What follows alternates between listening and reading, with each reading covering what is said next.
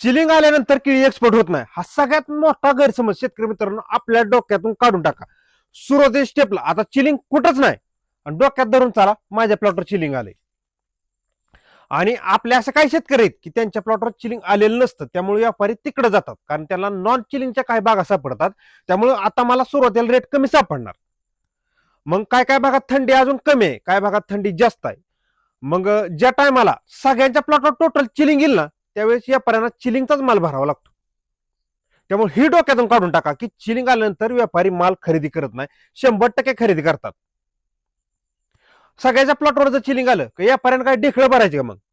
त्यामुळे ही डोक्यातून काढून टाका तुम्ही आधी. चिलिंगचा माल 100% एक्सपोर्ट होतो. तुम्हीच फक्त कालवा करू नका, घाबरून जाऊ नका. गेल्या वेळेस डिसेंबरमध्ये चिलिंग आलं होतं, सुरुवातीला माझ्या प्लॉटवर आलं होतं. तेव्हा व्यापाऱ्यांना काही ठिकाणी असं प्लॉट सापडलं की त्या ठिकाणी चिलिंग नव्हतं आलेलं, तेव्हा त्यांना चांगला रेट सापडला. आणि ज्यावेळेस सगळ्यांच्या प्लॉटवर चिलिंग आलं त्यावेळेस 22 ते 23 रुपयानं चिलिंगचा माल एक्सपोर्ट झाला.